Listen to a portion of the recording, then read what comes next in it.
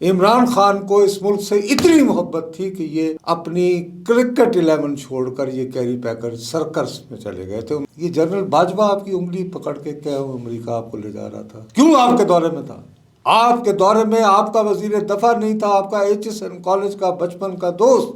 اس وقت چونکہ جنرل ضیاء الحق جلندھر کے تھے، آپ بھی جلندھر کے تھے، آپ کے ننیال سے ان سے کنیکشن بنتے تھے جلندھری. اتنا جھوٹا، اتنا منافق، سب کچھ خیر خیریت سے پوری طرح سامان لے کر وہاں واپس جا کے انتظار کر کے پھر آرام سے امریکہ کا ویزا لیا، ٹکٹ کٹایا، اور اس ملک میں جمہوریت کا سب سے بڑے چیمپئن ہونے کی واحد پہچان یہ ہے کہ آپ اپنی کتنی سختی سے پاکستان کی فوج کی تذلیل کرتے. اب یہ کہ حیرت ہوتی ہے نواں ہے سونے، وہ تو غلطی ہو گئی. چلے کتنی غلطیاں سر؟ لاڈلے ہیں، کرتے چلے جائیں.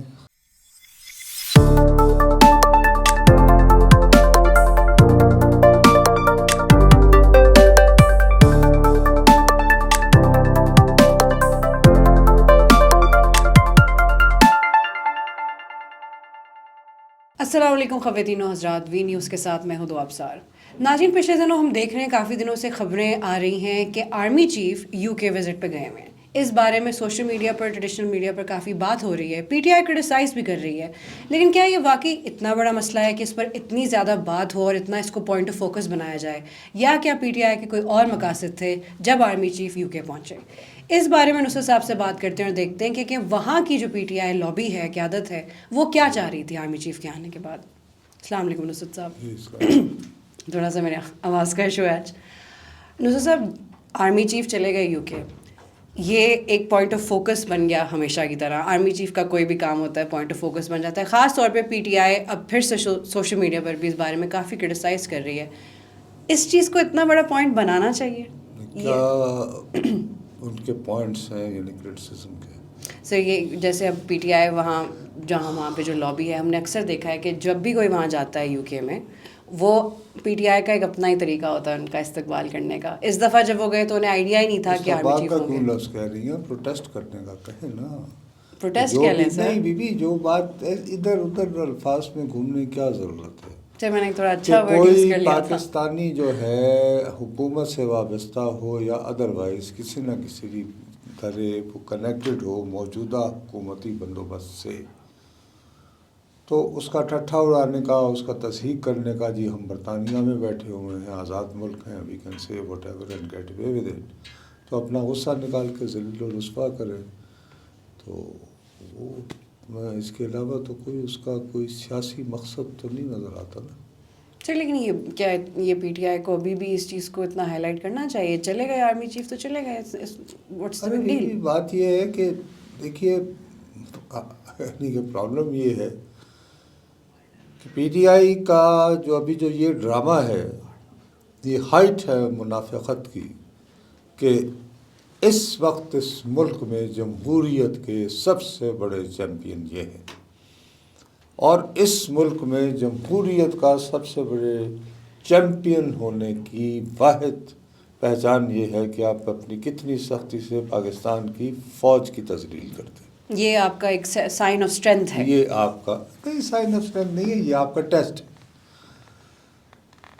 اب یہ کہ حیرت ہوتی ہے نواں ہے سونے. دیکھیں بات سنیں میری، میں دوبارہ کھلے الفاظ میں یہ کہہ رہا ہوں کہ پاکستان کی آرمی جب بھی سیاسی امور میں مداخلت کرے گی تو میں اس کو اپروو نہیں کروں گا، میں ان کا وکیل نہیں بنوں گا. آگے سمجھ بات. ہیونگ سیڈ دیٹ، میں یہ معلوم کرنا چاہتا ہوں کہ ان کی اپنی کیا محبتیں رہی ہیں. جنرل ضیاء الحق جو تھے وہ جلندھر کے تھے، اور عمران خان جو ہیں پاکستان کی کرکٹ ٹیم کو چھوڑ کر آسٹریلیا میں کیری پیکر نے ایک سرکس چلایا تھا، جس میں اس نے کہا تھا کہ قومی ٹیمیں چھوڑو، میرے لیے کام کرو. جیسے ان دنوں وہ PSL مارکا ہوتے ہیں کہ پرائیویٹ.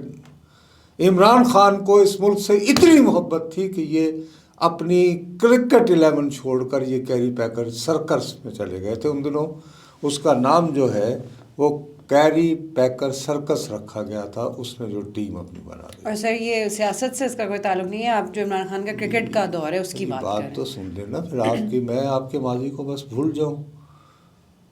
تو اس وقت چونکہ جنرل ضیاء الحق جلندھر کے تھے، آپ بھی جلندھر کے تھے، آپ کے ننیال سے ان سے کنیکشن بنتے تھے جلندھری، انہوں نے کہا آپ واپس آ جائیں. اس محبت میں اس کے بعد پاکستان کی فوج کے نفسیاتی جنگ کے ماہر ہوتے تھے اللہ بخشے جنرل مجیب صاحب. وہ ٹھیک ہے، جنرل مجیب صاحب نفسیاتی جنگ کے ماہر تھے. انہوں نے یہ کہا کہ پاکستان کی قوم کی سیاسی مسائل سے توجہ ہٹانے کے لیے ضروری ہے کہ ہم گیمز پر توجہ کریں. تو لائیو ٹیلی ویژن کوریج جو ہے اس کا اہتمام کیا ایک نفسیاتی جنگ کے طور پر جناب جنرل مجیب صاحب نے. اور اس لائیو کوریج کی بدولت لمبے بالوں کے ساتھ ہمارے ہیرو بنے کرکٹ کے جناب عمران خان صاحب، جو 1992 چلے جی وہ کہیں کہ جی جوانی کا دور تھا، وہ بیچارے کرکٹر کیا کرتے انہیں کیا پتا. یہ انہیں پتا تھا کہ ویسے اگر کیری پیکر کے ساتھ کھیلو تو زیادہ ملیں گے، یعنی پیسے ملیں گے، کوئی ایک الگ بات ہے. لیکن بہرحال ہو گئی بات. اس کے بعد آپ کے سیاسی کیریئر کا آغاز ہوتا ہے، یاد رہے تو جنرل مشرف ٹیک اوور کر چکے ہیں.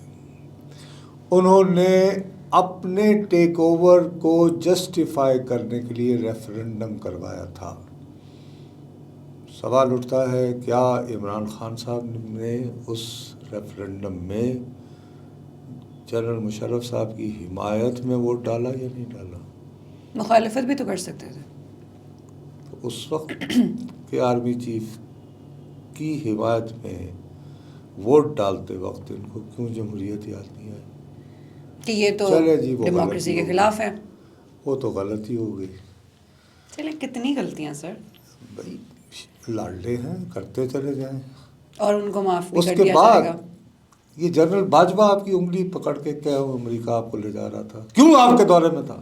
آپ کے دورے میں آپ کا وزیر دفاع نہیں تھا، آپ کا ایچ ایس این کالج کا بچپن کا دوست لیکن آرمی چیف پرویز خٹک.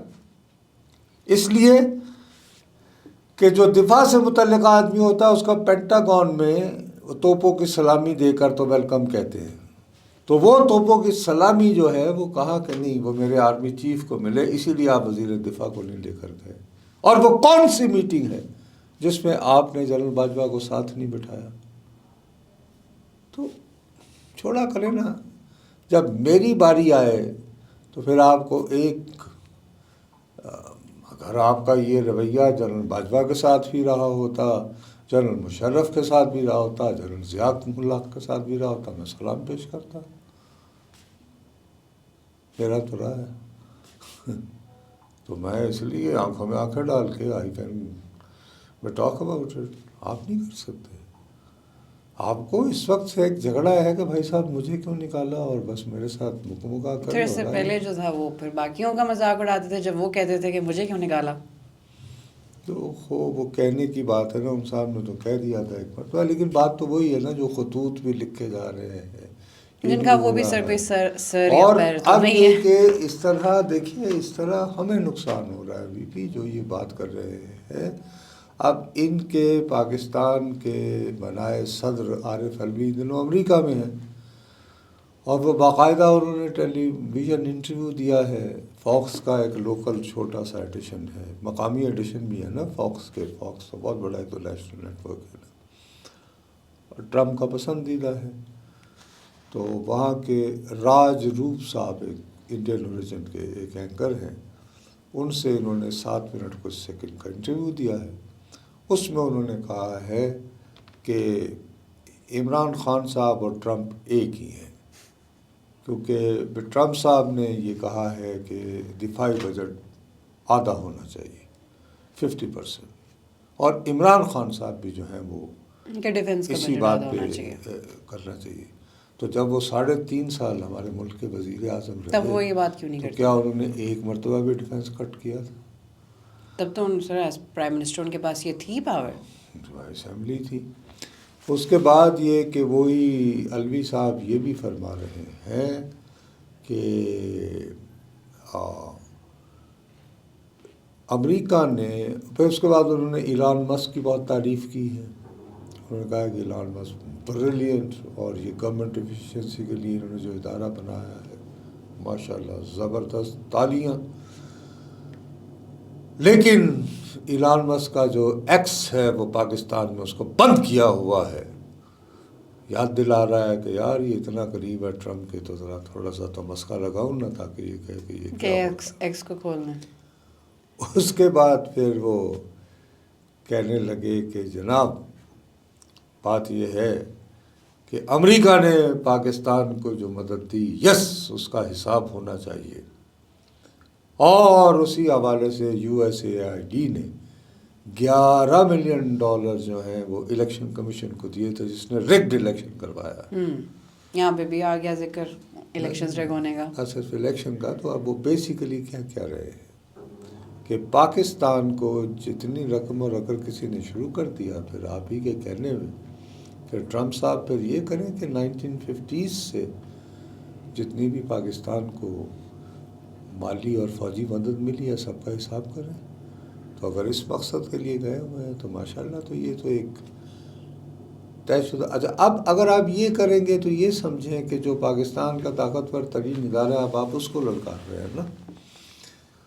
تو وہ جواباً جو ہے وہ جب ریئیکٹ کرتا ہے تو ان کا تو کچھ نہیں بگڑتا. الوی صاحب تو وہاں ٹائیاں بہن کے انٹرویو دے رہے ہیں آگے بھی دیتے اور رہیں گے جب آئیں گے تو شاید ان کو پینشن وغیرہ بھی ملتی رہے گی. ان کو کوئی پیکا شیکا پہ نہیں پکڑے گا. میں اگر ایسی بکواس کر لوں گا تو مجھے اور بیچارہ تحریک انصاف مجھے اس میں سب سے زیادہ یہ ہے کہ بیچارے تحریک انصاف کا عام کارکن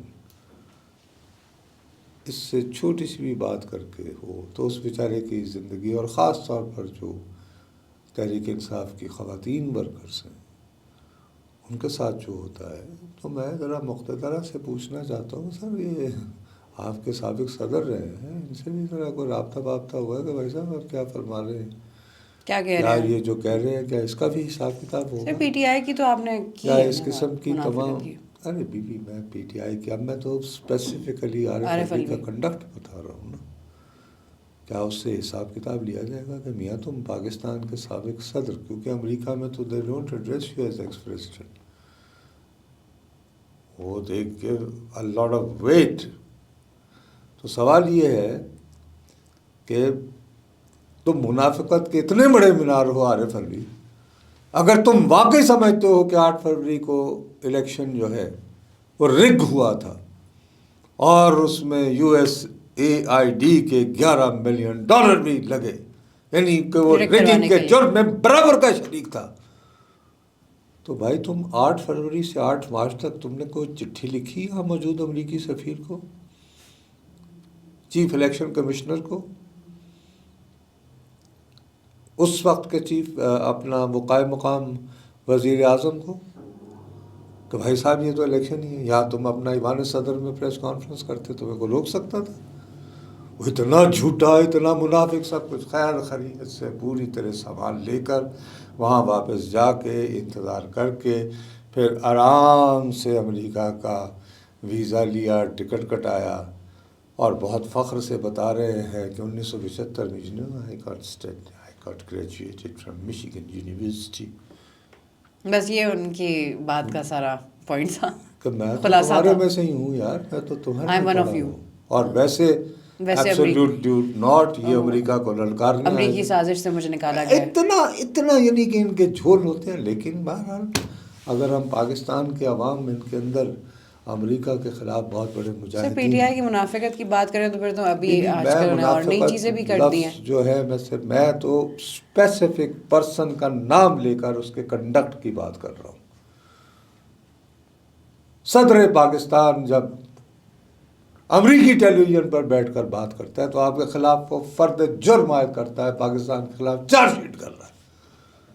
میں کہہ رہا ہوں جب تم یہاں تھے تو بزدل آدمی تم 8 فروری سے 8 مارچ تک کیا کرتے رہے تھے 2024 تک تم کر لیتے 9 فروری کو یہاں پریس کانفرنس تو یہ ان باتوں پر سوال کرنے والا, اکاؤنٹیبلٹی کرنے والا کوئی نہیں جو سوال کرے گا وہ لفافہ ہے. آپ جیسے میں دیکھ لینا نیچے آپ سے یہ بات آپ کہ بڈھا پاگل ہو گیا, دوپہر میں بھی ایسے حالات ہو گئے, تو دو چار چیزیں امپلائی کر لیں گے نا کہ جی جیسے مجھے تو اور کوئی کام ہی نہیں ہے. کیونکہ جو ان کے اپنے گھر کے حالات ہیں بیچارے, اسی طرح دوسرے یعنی بزرگوں کو بھی جج کریں گے نا, کیونکہ اپنے والدین کو ایسے ہی دیکھا ہے. کیونکہ آپ ان کی پسند کی بات نہیں کرتے, کیونکہ ان کے ماں باپ اس قسم کی حرکتوں میں ملوث رہتے, تو یہ سمجھتے ہیں کہ ہر شخص جو ہے تو انہیں کسی بھی ایک بزرگ شخص میں اپنے والد نظر آتے ہیں, اور ان کی جو برائیاں ہیں وہ کامنٹ میں میرے خلاف لکھ کر کے تو غالباً اپنے والدین کو برا کہہ رہے ہوتے ہیں. کہنے کیا فرق پڑتا ہے. ویسے بات ہوئی ہے کہ یہ جو ان چیزوں کو پوائنٹ آؤٹ کرتا ہے کرٹیسزم اسی پر ہوتا ہے. ارے ہوں بسم اللہ ضرور کریں, اس سے ان کی اپنی تربیت سامنے آتی ہے. اور کیا ہوتا ہے, لیکن سر سچ تو کڑوا ہی ہوتا ہے. لیک آف نالج, اور کیا ہوتا ہے. چلیں سر, پھر ہم نیکسٹ ایپیسوڈ پھر کرتے ہیں اس پہ مزید بات کہ لیک آف نالج اور کتنی ہماری بڑھ گئی ہے پچھلے کچھ عرصے میں. ناظرین, بات وہی ہے کہ کرٹیسزم وہی کرتے ہیں, انہی لوگوں پر ہوتا ہے جو صحیح بات پوائنٹ آؤٹ کرتے ہیں, یا سچ ہمیشہ کڑوا ہوتا ہے, یہ بات تو ہم سب کو پتہ ہے. لیکن دیکھتے ہیں اگلی ایپیسوڈ تک کیا نئی ڈیولپمنٹس ہوتی ہیں اور کیا واقعی لیک آف نالج مزید بڑھ جائے گی. اب تک کے لیے اتنا ہی. وی نیوز سے میں ہوں دو ابصار. اللہ حافظ.